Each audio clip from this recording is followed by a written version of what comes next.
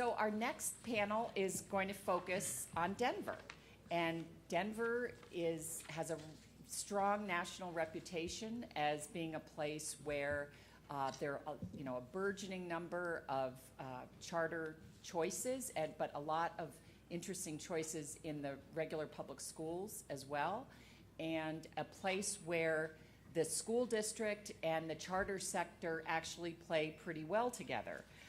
And that's one of the reasons that we wanted to come here for this event, to look at how a place where the charter sector and the school district are not necessarily just running in parallel universes, but they actually touch. So we're really lucky to have, to lead up this panel, to have with us today Alan Gottlieb, a really veteran journalist from Colorado. Alan, as you probably know, is the co-founder of Chalkbeat, and Chalkbeat grew out in part of Education News Colorado, which Alan founded in 2008, and it's now known as Chalkbeat Colorado. Little history on Alan.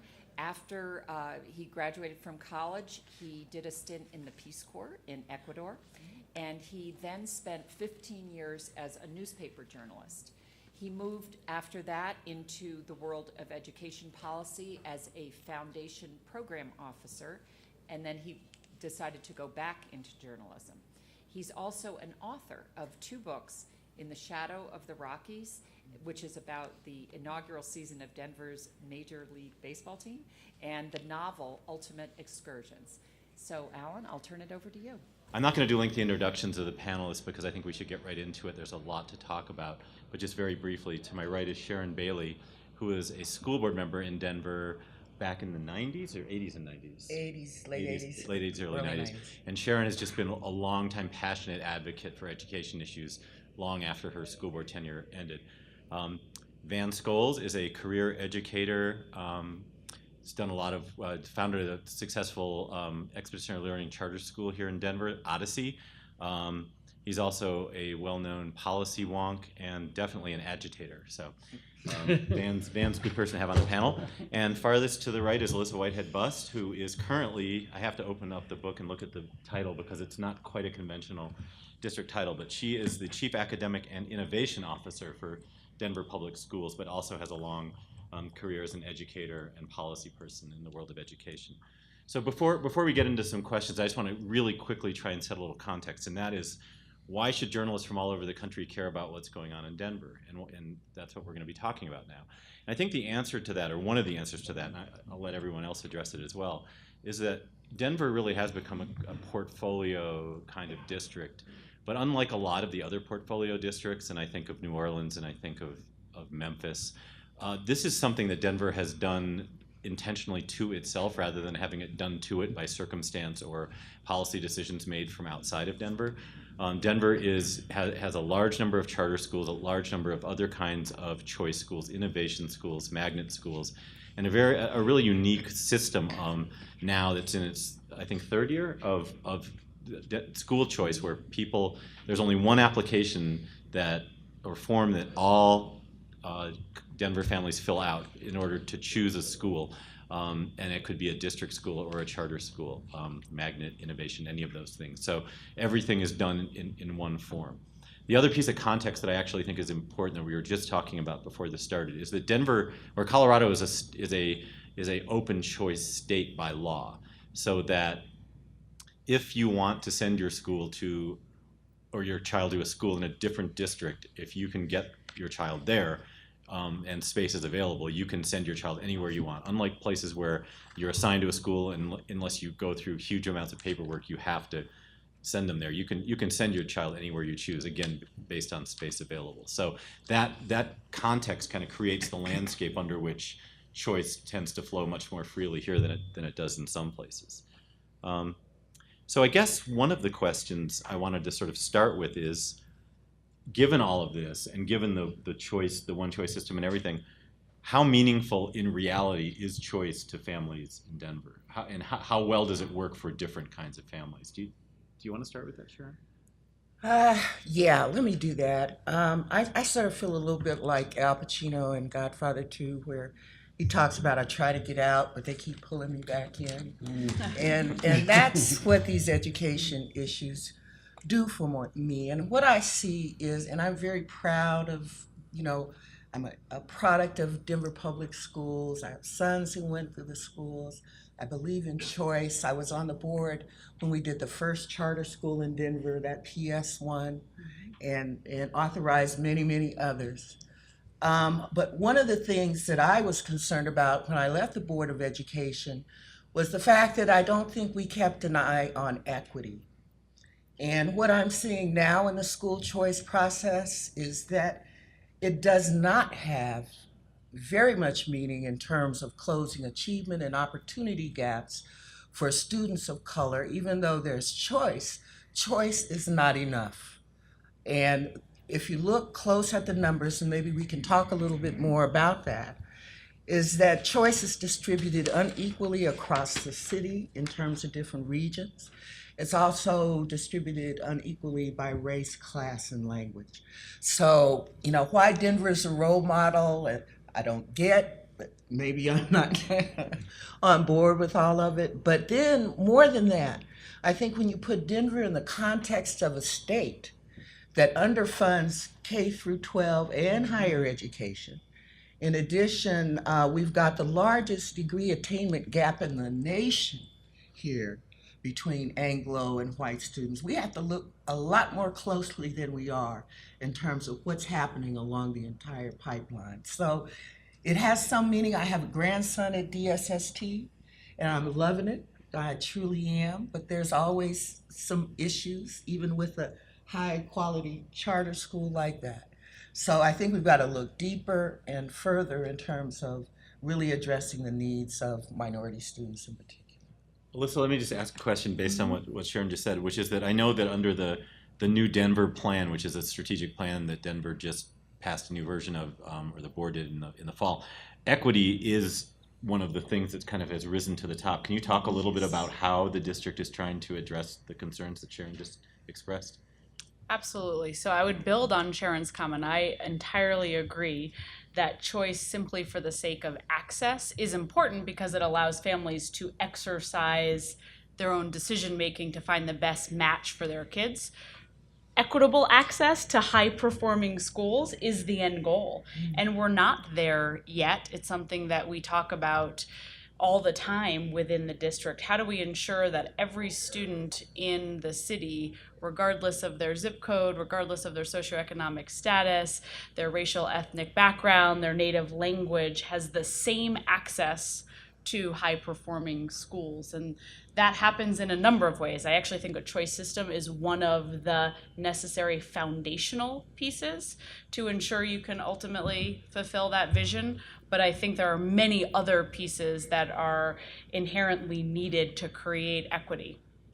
One of which is closing poor performing schools, another of which is opening higher performing schools, another of which is supporting schools through transitions to become higher performing in the work that they do. Transportation, we know, matters. In a couple regions of the city, we do offer transportation to any school, and in those regions, we see participation rates are higher than they are across other regions in the city, and some of the equity issues in terms of who participates in choice are therefore mitigated. So I think choice is a really important thread in a much more comprehensive fabric of how do you get to all kids in the city have access to a high performing school.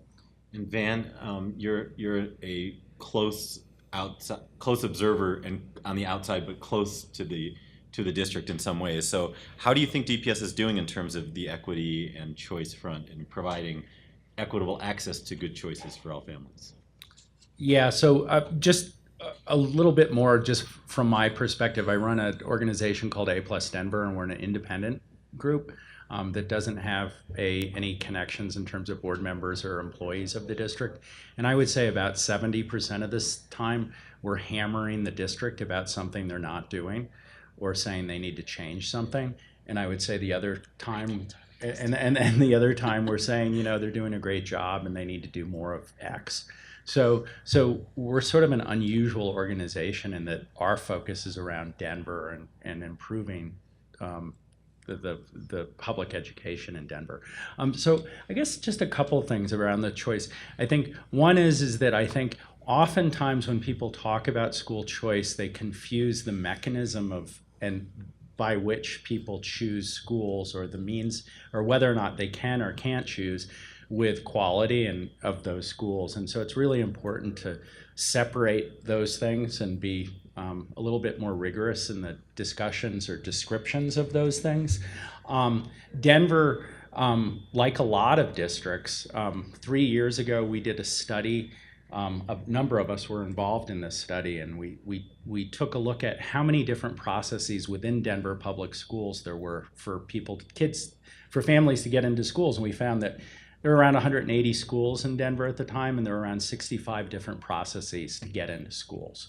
So for well-off, savvy parents, they knew, like is the case in a lot of cities, they know how to negotiate these things. They know where to go. They know who to talk to.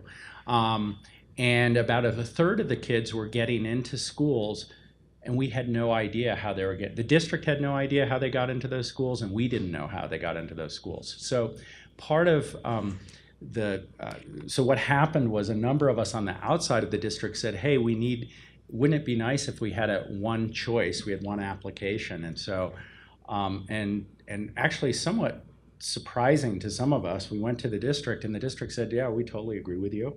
Not only do we agree with you, but we're gonna have a guide that's gonna have ratings, and it'll have colors around the schools that will then be tied. And so, so while there are far few high quality schools for the kids that most need them, and I'd be the first to say that, and the district needs to do much more about that, the choice process actually is better than it's ever been, which again isn't to say it's perfect, but it is so much better. I just reviewed we have a paper, actually a report that came out a couple of months ago.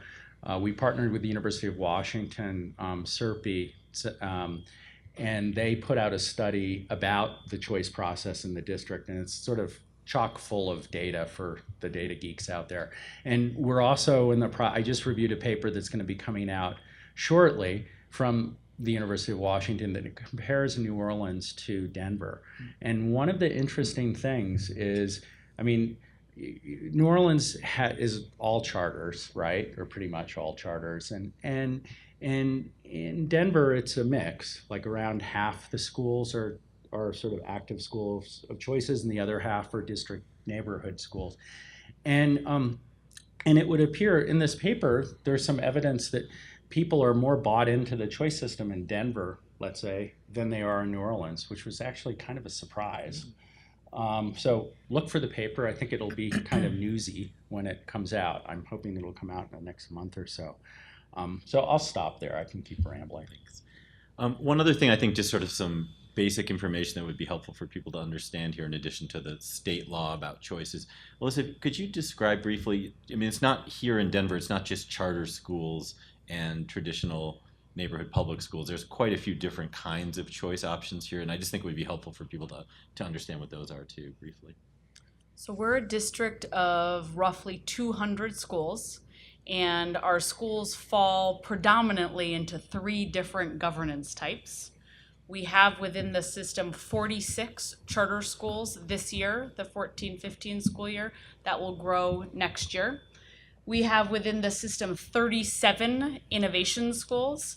Innovation schools are schools that have exercised a state statute, the Innovation Schools Act, to seek autonomy over curricular choices, assessment, people. They often have sought waivers to have autonomies from the collective bargaining agreement, and those schools operate with their principals still reporting up directly to a district principal manager. We call them here instructional superintendents, but they are afforded many of the same programmatic autonomies as a charter school might be afforded. A charter school leader obviously reporting up to an independent, not-for-profit board. So to Van's point, we're not quite to the 50% mark, but we're getting darn close to the 50% mark of our schools being either charter or innovation schools, the remainder being what we call direct run schools, schools that the district directly runs. We hire and fire those principals, we help manage those school programs. Within those, there are a few anomalies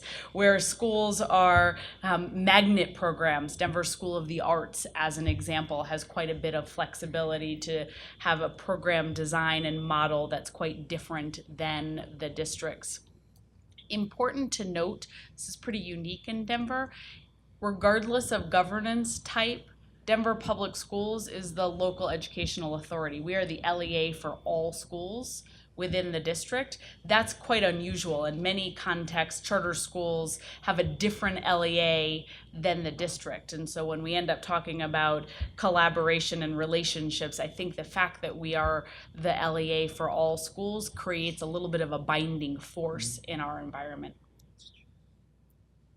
I'm just going to ask a couple of more questions because I really want to leave time for you all to ask questions. But one of them sort of a large one, and that is, to what extent, and Sharon, maybe we should start with you again. Do you think that the choice system that's been described here promotes equity, quality, and access to choice for all kids? What's your sense of that? Well, I tell you, just looking at the numbers, and when you see that, for example, the Anglo population in the city of Denver public schools is about 21%.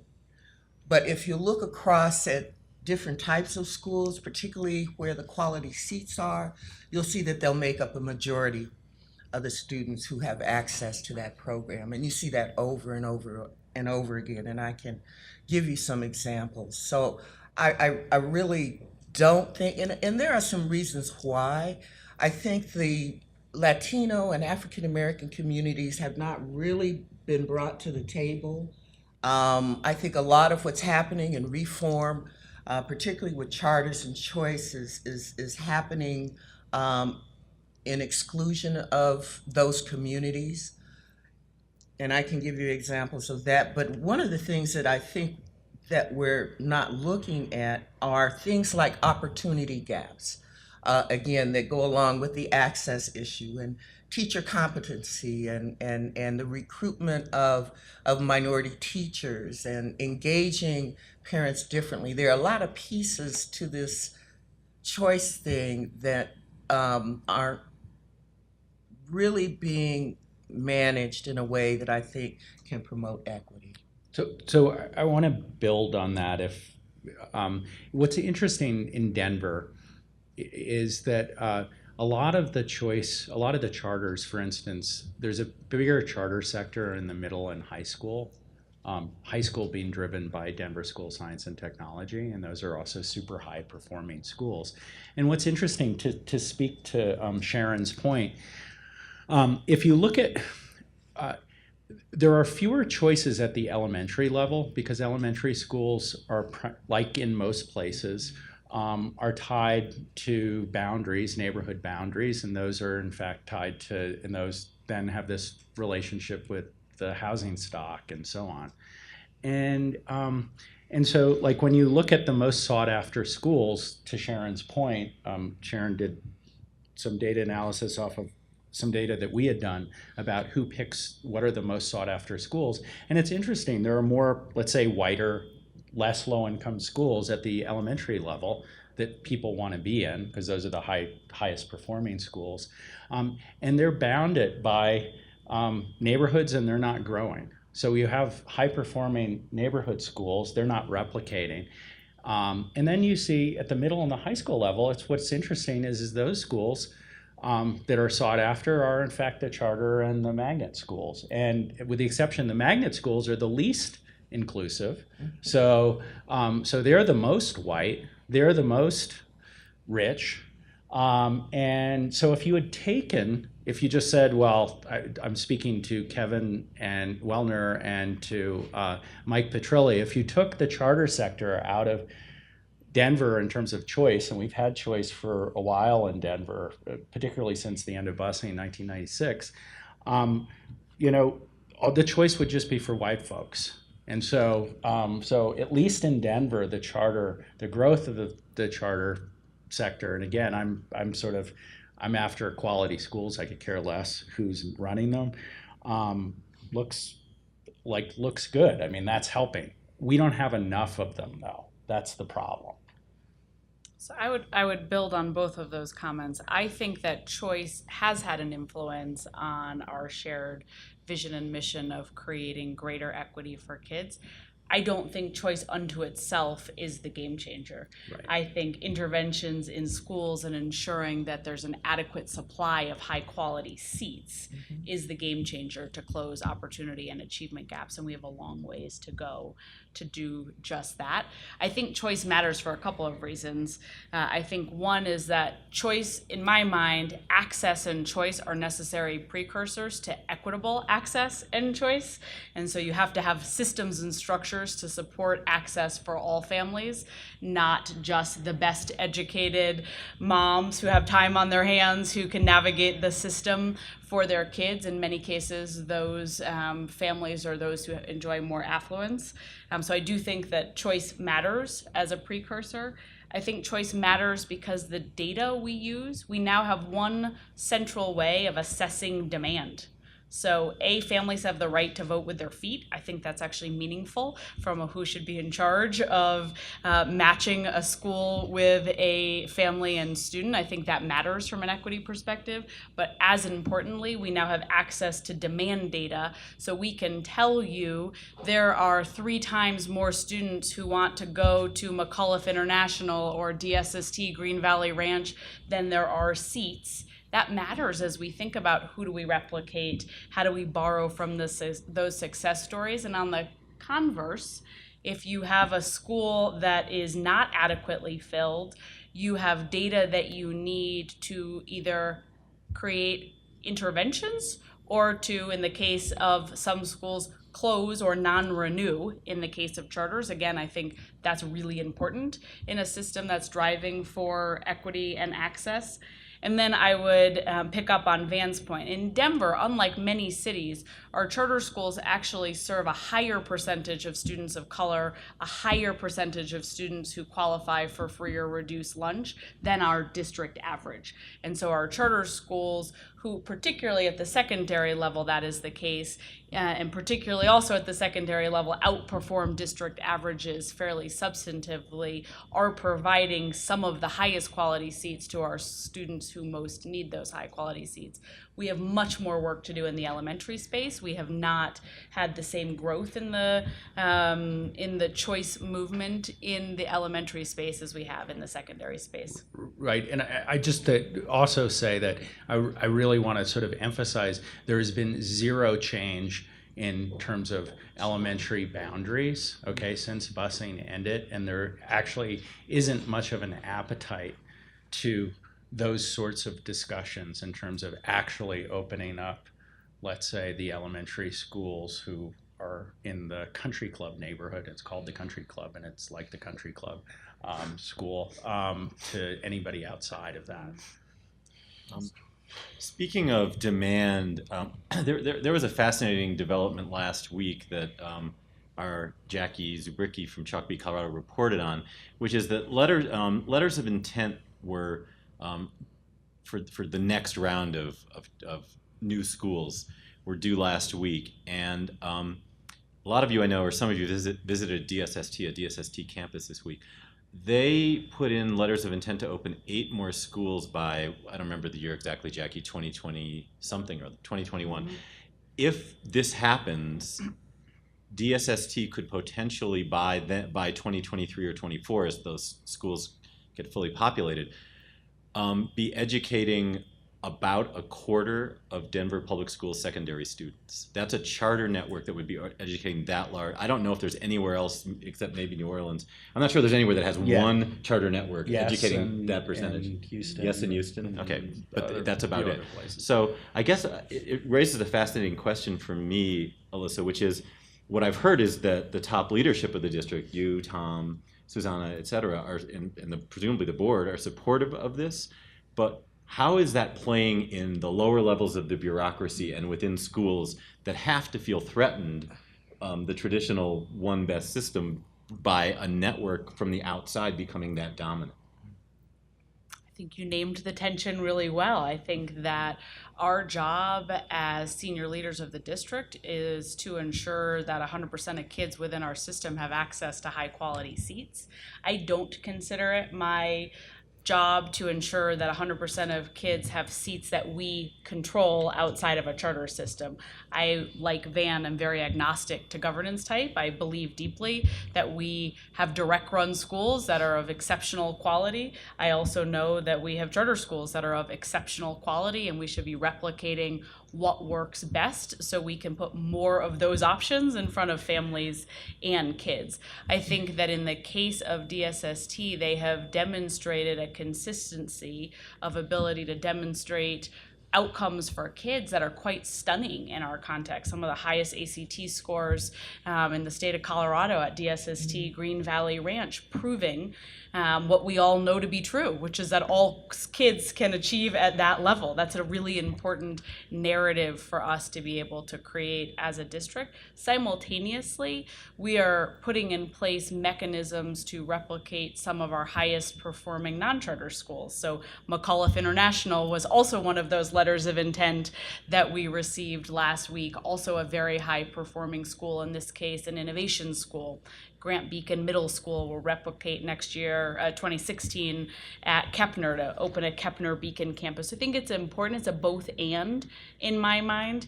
And to your the second part of your question, absolutely. There are all sorts of conversations and questions that happen, some of which are related to governance rhetoric, charter versus not, some of which are related to what does that mean in terms of what our priorities are and what our focus areas are, some of which relate deeply to this conversation. Is it choice if 25% of students are educated in the same single service provider? Is that adequate choice to a wide range of options in each neighborhood? And those conversations are lively both inside the district and within the community. Yeah, I sort of building off of that, I think that it scares me. In full disclosure, I have a kid at DSST, one of the schools, and I was one of the founders of the school. But it also, and I think it's a great option for some kids and some families. Other kids of mine don't go and probably won't go to that school for a variety of reasons. And it does worry me. I'm not sure I would choose any school to be 1/4 of the choice within a large district. If there's demand for it, great. But I think the system, and I worry about this in the charter movement. I think Todd Zebarth mentioned it earlier. But I think that we don't have, KIPP isn't for everyone. DSST isn't for everyone. The school I started, Odyssey, isn't for everyone. We don't have enough good schools, and we also don't have enough. I don't think the charter sort of proposal, as it was originally envisioned, has lived up to, sort of creating really innovative, interesting options. And I think those of us that are supportive of charter schools also need to be careful that we protect some segment of the sector for innovation and supporting and understanding that schools are not going to succeed always. And that's part of doing innovation. So on one hand, I think, yes, it's great that DSST is expanding, and I'll say that high schools in Denver suck, so with the exception of a couple of places. And so, I'd much rather go to DSST than you name any of the other big high schools. But, is that good enough? I don't think so. Well, one of my frustrations, having, politically bought into charters with the first charter school, is that we have not really, and maybe this is a recent development, really taken a look at those schools that are quality and taken those lessons and turned them into anything but some good talk. So, I really, think if we can glean those good qualities from a DSST, we can create that quality in other settings, and it may not necessarily have to be science and tech, but I think there are some essential elements of that school that could be dispersed throughout the district. So I really don't think we've taken advantage of that opportunity, and hopefully that will change. I wholeheartedly agree with you. I think as a nation, actually, we have not fulfilled part of the original federal legislation for charter schools, which is to use them as an incubation site and then scale promising practices across all schools. I think we've taken some nascent efforts in recent years. In DPS, we, as an example, train some of our emerging leaders at DSST, at Odyssey, at Strive, and then ask those leaders to come back and take whatever they learned about those best practices and come lead a district-run school. So we have a leader right now at Ashley Elementary, spent a year training at Strive, doing a really fantastic job with turnaround right up the street here. At Colfax, a woman who trained for a year at DSST, similarly doing a great job applying what she learned. But I agree with you that those stories are still the anomaly, the exception, and not the rule, and we have a lot of work to do to make sure that they become more commonplace. Okay, I think it's time to open it up to the audience. I think you've heard some stuff about, I mean, there's clearly a lot of interesting and dynamic stuff going on around choice in this district, in this city. So what are you hearing that makes you curious? Want to know more about? Hi, Patrick O'Donnell from the Cleveland Plain Dealer. 2 questions. If someone could quickly run down funding and funding differences between district schools and charter schools. And then secondarily, Cleveland has an awful lot of charter schools in the elementary and middle school space, but not much in the way of high schools. It's the exact opposite of you. So if you could talk a little bit more about what that dynamic is. I think part of it may be funding out in Ohio, that they get the same amount of funding and it takes more to run a high school. But I'd be curious what your insights on that are. So, go ahead. So in our context, charter schools get 97% of their per pupil revenue. Per pupil revenue in the state of Colorado is weighted so that some kids get more funding than other kids. So kids with higher risk factors get more dollars than kids without higher risk factors. That's true in charter and non-charter contexts. The 3% that they don't get funds the authorization process, some degree of central office support, a tiny portion of the superintendent's salary, that kind of thing. Our district-run schools obviously have access to the entirety of their PPR, but it looks quite different. So they control at the school site about 60% of their dollars, and the district offers services, in-kind services, with the other 40% of their dollars. So really concretely, a charter school has to pay for their own facility out of their 97%, whereas in a district-run school doesn't have to pay for their own facility because we're paying for it out of that 40% that sits centrally. And I would say that it's closer in Denver than any other place probably in Colorado, and it's closer in Denver than many places. But there's still a big difference, as Alyssa said, when you add in the facilities. Now, the district recently has been providing facilities for some schools, but not all schools. And so it's a better policy, but not all buckets of money get equally distributed. So it's still, often I will see, I'm a regular contributor to Chalkbeat and commenter sometimes, and I regularly see people saying things like, charter schools, DSST, they have, some rich guy just gave $7 million to them, and they'll say, well, they have twice as much money as the district schools or whatever. And the truth is that they have slightly less money. And so, and it's also really important, I think, up to the research, I'll throw this out to the research folks, that we need better and more research around this so that we can have unbiased, accurate comparisons. And often it's hard in the charter place sector, particularly for a growing CMO, because they're having to get extra capital to support their growth and development. Jackie, I saw you. Okay. Okay. Sorry. Hi, I'm Jenny with Colorado Public Radio. I have 2 questions.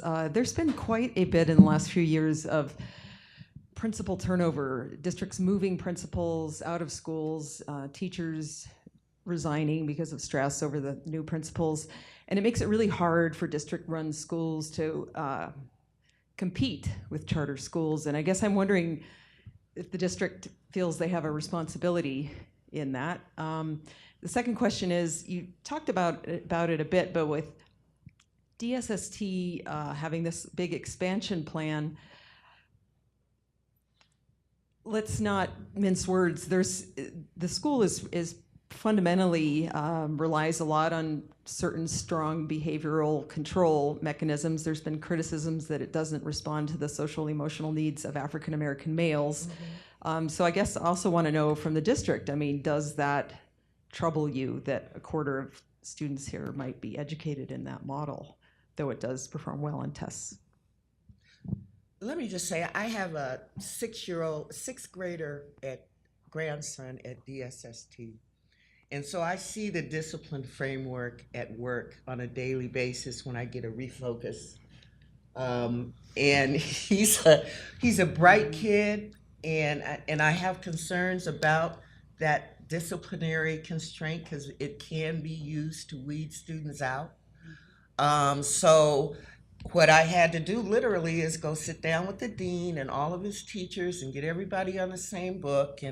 And so that requires a certain type of parent engagement. I guess I just overdo it because that's kind of who I am. But I am concerned because I've heard from parents that because of the strict disciplinary piece, you know, we want 3 minutes of silence before class and 3 minutes of silence after class. And if you don't fall within that mode, then you're refocused. And that can be a labeling piece that may not be beneficial. So I would hope, and we'll be talking to DSST about that they can make the school a little bit more user-friendly and still maintain the academic success. I mean, because I think the students need the structure, but at what point do you draw the line? And I think there are a lot of parents who are going to be concerned about that.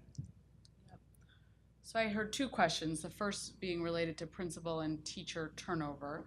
And you're absolutely right. We have work to do ensuring that we retain our highest performing principals and teachers. We generally hire about 30 principals a year into district-run and innovation schools. Some of those being principals moving from one context to the next. You are a rock star principal over here. Let's see if you can have an impact in this other school. Some being for retirement, some being for attrition, for sure. And similarly, in recent years, we have been hiring anywhere from 500 to 800 teachers into the system annually. Some of that's related to growth.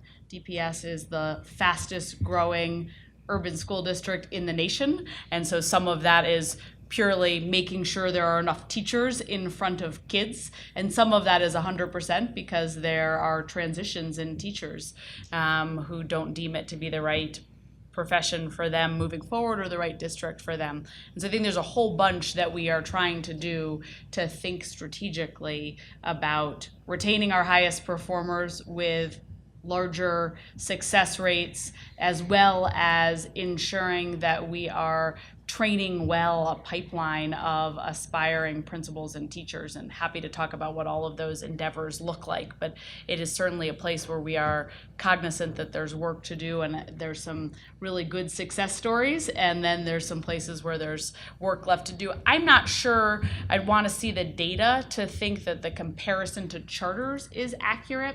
I actually think when I was a charter school leader myself for many, many years, when I talked to my charter school leader colleagues, I think actually they see similar challenges, particularly at the leader level, around retention. If you looked at the DSST network, I'm not sure, as an example, that they have principals that have been in place longer than a couple of years. So I think actually fairly similar retention rates of principals as we might see. In terms of your second question, I also have a 6th grader at DSST. And We all do. yeah, we all do. Not me. You know what? I think your question is a really fair one, and I think Van probably said it best. DSST is a fabulous option for my middle daughter. It would not be a good option for either my oldest or my youngest for a whole variety of reasons. And I think choice matters to each of us as parents and to the system overall. It is not going to be the perfect option for 100% of kids. I think your question is a fair one, which has to do with disproportionality within some of their practices. And it's something that, as an authorizer, we monitor every school, DSST and all other charter schools, on re-enrollment rates, attrition rates that are mid-year, on suspension rates, attendance rates, and we look at all of that data through an equity lens. We look at all of that data disaggregated by race, socioeconomic status, native language, so that we as an authorizer can be having difficult conversations when those are necessary with our schools and using that data to influence the recommendations we ultimately make to our board on approvals of new schools, renewals of existing schools, those kinds of things. So just a couple of other comments. I think it's a huge problem, the principal turnover. And the district is schizophrenic, like a lot of districts. On one hand, they say that they're about sort of supporting autonomy in schools and think that that's a good thing. And on the other hand, they're about moving, let's say, good people who have been mildly successful in one place to another because they know best. And so in the district in Denver, like most big districts, I always refer to them as the Borg. The Borg has a really hard time, like, not exercising its control over as much stuff as it possibly can. And yet at the same time, it really doesn't have control over a lot of this stuff. And so I think the principal thing is a great example of the way in which the district is somewhat schizophrenic around this. And I think the big difference between it, probably, I haven't seen the data, but my guess is the charter turnover of leaders in Denver is probably similar to the district turnover, because it's like an impossible job if anybody's ever tried to do it.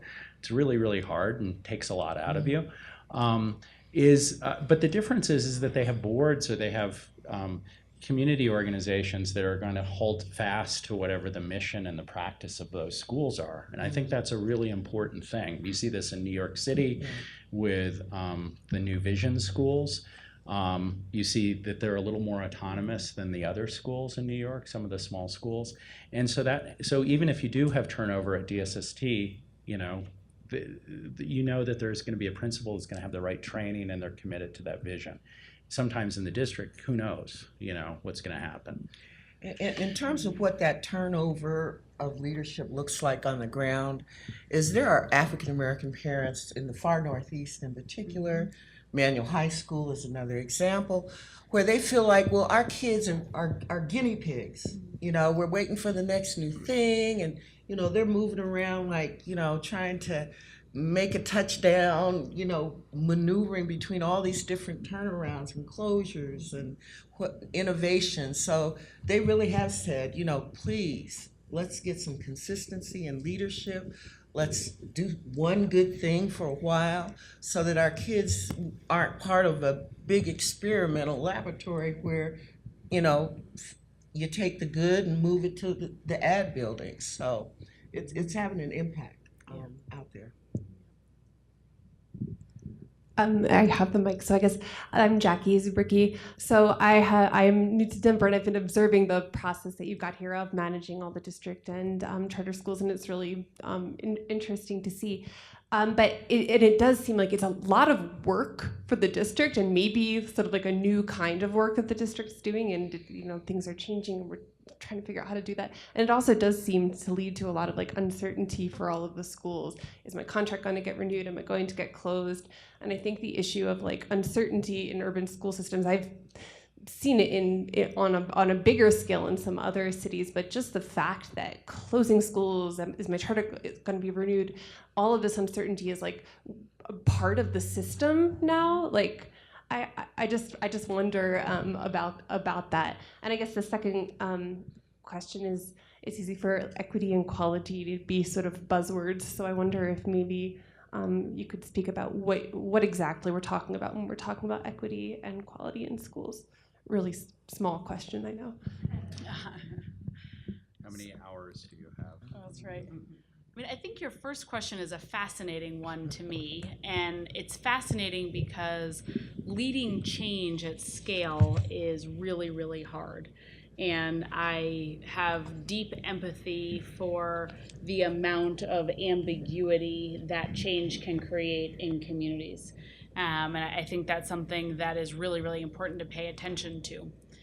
And I am more terrified by the certainty of the status quo than I am by some of the uncertainty that change creates. And I say that because I look at results, and I look at results and the lack of growth we've been able to stimulate for our students of color and our students who are living in poverty.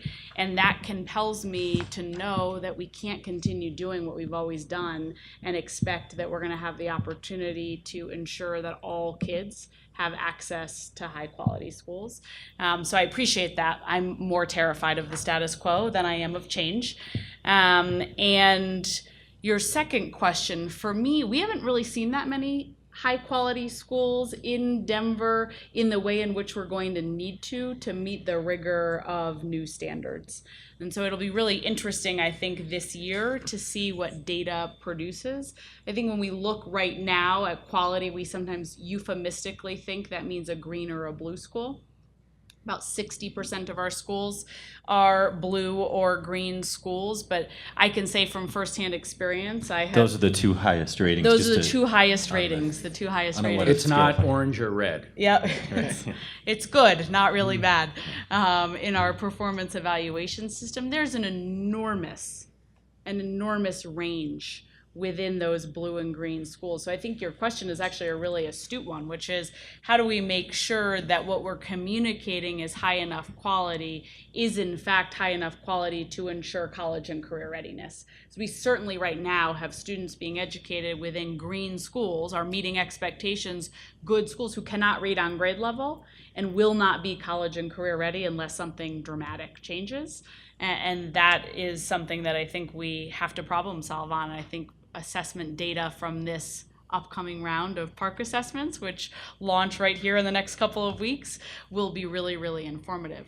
For me, equity is that any one of us in this room could close our eyes, point at a map blindly of all the schools in DPS, and feel 100% confident that we could send our kid there and they would be prepared for the rigors of college and career. They'd be critical thinkers, they would be fluent readers and mathematicians, they would have collaboration skills, they would be fully prepared to meet the demands of a knowledge-based economy. Until we can get to that place, and I can raise my hand as a mother of 3 DPS students and say, we are nowhere near there. We are nowhere near there. There are a very few select. I'm proud that my 3 children go to public schools within the system that I get to help run, but my students would not go to any one of the schools in our system. They have been carefully selected to go to the schools that I think can serve their needs well. And until we can have a different narrative collectively, I don't think we will have achieved our equity and achievement goals. Yeah, and I'll just add, I think that the switch in roles from sort of top-down district managed command control, or they think they're command control systems, to one of a portfolio system is a really interesting one. And Denver has some interesting, again, it's a little schizophrenic at times. But one of the things that actually hasn't changed much, which I think is also an interesting thing when looking at districts, is what's the ratio of teachers to everyone else in the system? So you look, I don't know, there's around 12,000 people that work for Denver Public Schools. It's the biggest employer.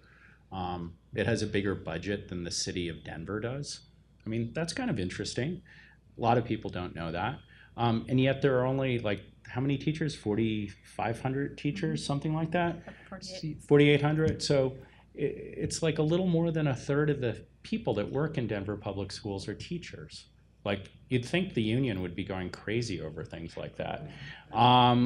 So it's just interesting as it becomes more of a portfolio. And I think, you know, I don't know, there's something like SERPI has a project, I want to say there's like 20 or 30 districts around the country that are portfolio-ish in one way or another. And I've always been interested in sort of, well, what happens if they are more portfolio? Does that mean that there are more educators and fewer whatever all these other people do in the district? And I haven't seen that. It just means the office that oversees the portfolio has to have more people. Yeah, I don't know. Well, in terms of equity, I've been talking to folks a lot about opportunity gaps, but there is actually an anatomy of inequality that I don't think we have a real handle on, that relates to poverty and the lack of school social supports, limited early learning opportunities, resegregation and unequal schooling, unequal access to qualified teachers, lack of high quality curriculum. And in terms of the curriculum, when you're talking about African American and Latino students, one of the things that is critically missing from the curriculum is their own image, their own understanding of their history, contributions of their people to this country. And until those young people, I believe, can look in the mirror and see themselves as their true selves and feel good about that, we're really missing the bar. And then dysfunctional learning environments, all of those things have to deal with equity. There's equity in terms of disproportionate discipline issues that emerge in districts. So, equaling the playing field requires a number of strategies that I don't think we're looking at as seriously and as often as we should. So I also want to just put in, since there are all these reporters in the room, I want to put in a plug. Lots of people cover, or maybe not lots, but some people cover state policy.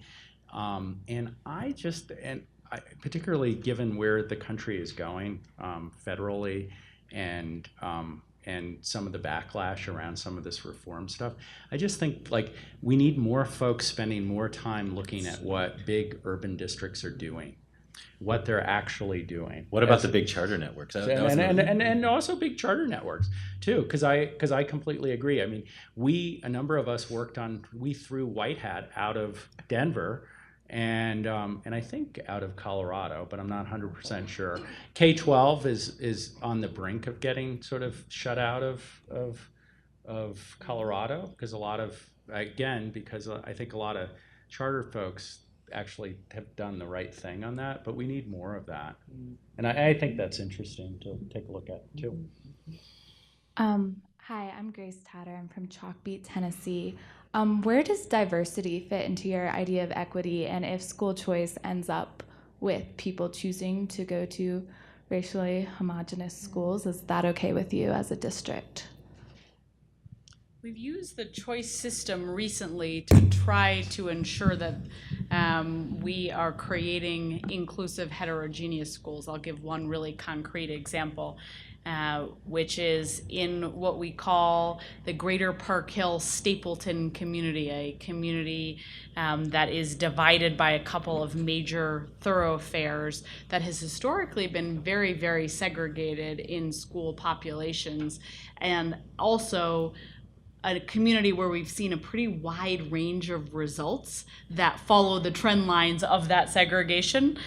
We worked last year to create a unified enrollment system. So now 5 middle schools serve a bigger geographic boundary. That geographic boundary is incredibly racially and socioeconomically diverse, and one family is not guaranteed access to one school. All families are guaranteed access to one of 5 schools.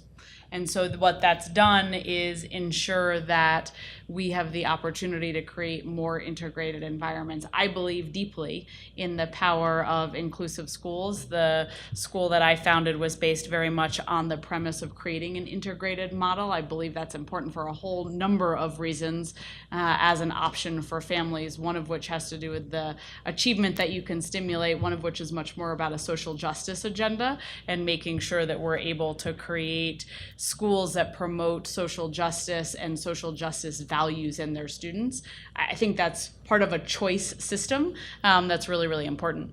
So, and I'd say that I'd compliment the district on having those changes, but I'd still say that most schools don't have these things. And in fact, historically in Denver, it was initially the charters, or a few charters, I should say, that set up actually an admissions procedure in which there were preferences for low-income kids, or certain numbers of kids. And so the district, I think, could do a lot more if its values were that they wanted to have more integrated schools. And Denver has the advantage, unlike many cities, of it being a more diverse city and not having had as much sort of white flight or higher income folks leave the system entirely. And there are more people like me with Volvos like wanting to live in the middle of Denver. So, which has its own challenges in terms of gentrification and so on. So, Well, in terms of diversity, I think that it's critical, particularly in the teaching and leadership of this. I think our students need to see those persons. There was, a student can literally go through DPS, an African American student, and never come in contact with an African American teacher, which I think is a sad thing, because my own experience in graduating from East High, I had a whole diversity of teachers, which really made the experience a very rich one. And I think it really is not something that I think the algorithm for the choice factors in terms of diversity. And I've talked to the superintendent about that, and how in that whole choice process can we deal with some degree of diversity consideration, and we've yet to come up with a formula for that. You're absolutely right. With limited exceptions, largely in the charter landscape, as Van said, there is not any consideration in the choice placement tool for creating integrated environments. and there also is an information, a friend who is a city council person here in Denver, African American, recently decided to pull his kid from actually a high performing choice school because of what Sharon described. Biracial kid, and there's not a person that works in the school that isn't white. So I mean, again, this is I think a larger, it's not just a Denver problem, it's a national problem in terms of a lot of what you see in a lot of big districts. Yes. Do we have time for one more, Eric, really quick? It has to be quick question, quick Okay. answers.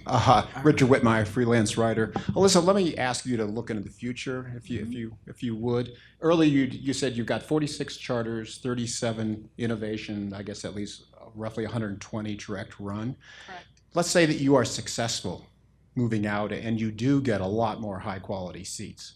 So 10 years from now, what does that mix look like? Based on the academic performance of those three groups now, which group's going to shrink, which group's going to expand?